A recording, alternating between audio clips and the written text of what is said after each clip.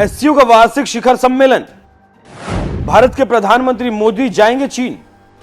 31 अगस्त को चीन जाएंगे नरेंद्र मोदी। मोदी के दौरे से गदगद हुआ चीन।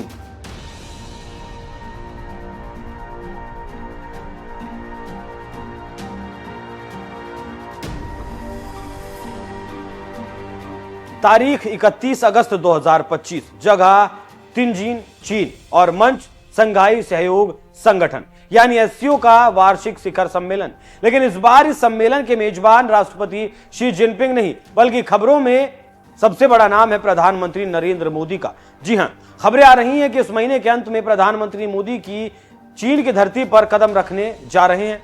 एक ऐसा दौरा जिसने बीजिंग से लेकर वॉशिंगटन और मॉस्को से लेकर इस्लामाबाद तक के राजनीतिक गलियारों में हलचल पैदा कर दी है। 2020 की गलवान घाटी, 20 भारतीय जवानों की शहादत और उसके बाद से भारत चीन संबंधों में ठंडक। कोई उच्च स्तरीय दौरा नहीं, कोई गर्मजोशी नहीं, केवल सैन्य वार्ताएं और कूटनीतिक जमी हुई बर्फ। लेकिन अब 5 साल बाद यह बर्फ पिघलती हुई दिख रही है।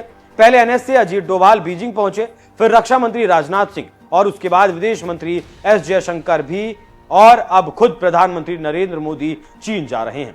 चीनी सरकार के मुखपत्र ग्लोबल टाइम्स ने जैसे ही इस दौरे के अटकलों को देखा, तुरंत एक लंबा लेख छाप दिया।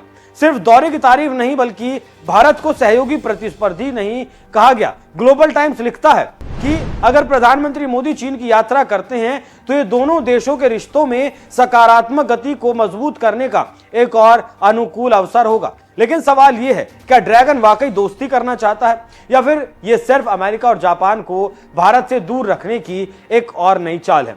एक तरफ अमेरिका ने हाल ही में भारतीय वस्तुओं पर टैरिफ बढ़ा दिया, दूसरी तरफ रूस, पाकिस्तान और चीन के साथ ब्रिक्स में गहराता जा रहा है, और उधर चीन भारत से कह रहा है आओ साथ चलें।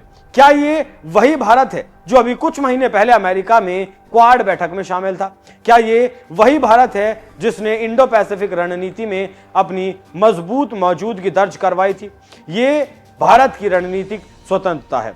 यहां हम ना किसी के पिछलग्गू हैं और ना किसी के मोहरे। भारत और चीन दो प्राचीन सभ्यताएं हैं और परमाणु ताकतें और दो उभरती हुई महाशक्तियां। लेकिन रिश्तों की जमीन बहुत नाजुक होती है। गलवान से पहले डोकलाम था, डोकलाम से पहले ब्रह्मपुत्र विवाद था, विश्वास की डोर बार बार टूटी है। तो क्या अब जो बर्फ पिघल रही है वो स्थायी है या फिर ये सिर्फ एससीओ जैसे मंचों पर औपचारिक शिष्टाचार की गर्मजोशी है? एससीओ यानी शंघाई कोऑपरेशन ऑर्गेनाइजेशन, एक मंच जहां भारत, चीन, रूस, पाकिस्तान, ईरान और मध्य एशिया के देश शामिल हैं। –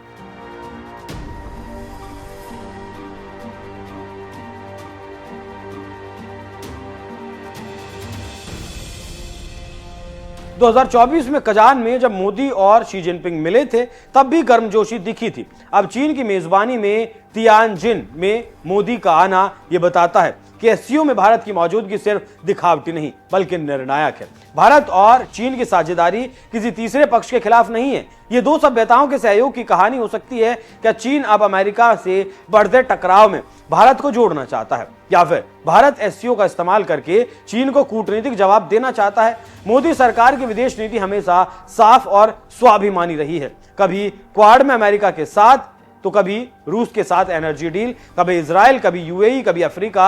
अब अगर प्रधानमंत्री मोदी चीन जा रहे हैं तो ये सिर्फ चीन को मना करने की कवायद नहीं है बल्कि ये कूटनीतिक अल्टीमेटम है। भारत की दोस्ती मुफ्त में नहीं मिलती और दुश्मनी की कीमत महंगी होती है। 31 अगस्त 2025 चीन के तियानजिन में प्रधानमंत्री नरेंद्र मोदी की एंट्री अगर होती है तो ये सिर्फ एक सम्मेलन में भागीदारी नहीं होगी बल्कि ये होगा एक बड़ा संदेश कि भारत अब सिर्फ भागीदार नहीं है, निर्णायक है। चाहे वो कूटनीति हो, अर्थव्यवस्था हो या वैश्विक रणनीति। और तभी पूरी दुनिया की निगाहें होंगी ड्रैगन के मंच पर, भारत के शेर की दहाड़ पर। तो दोस्तों, क्या आप मानते हैं कि मोदी का चीन दौरा भारत चीन रिश्तों में नई सुबह ला सकता है या एक और भ्रामक पड़ाव है जिसकी असलियत आने वाले महीनों में सामने आ सकती है? तो ये दौरा भारत और चीन के लिहाज से बेहद महत्वपूर्ण रहने वाला है क्योंकि दूसरी तरफ अमेरिका दोनों देशों की अर्थव्यवस्थाओं को निगलने के लिए मुंह बाय खड़ा है। बाकी आप इस विषय पर क्या सोचते हैं? अपनी राय हमें कमेंट कर जरूर बताइएगा। नमस्कार।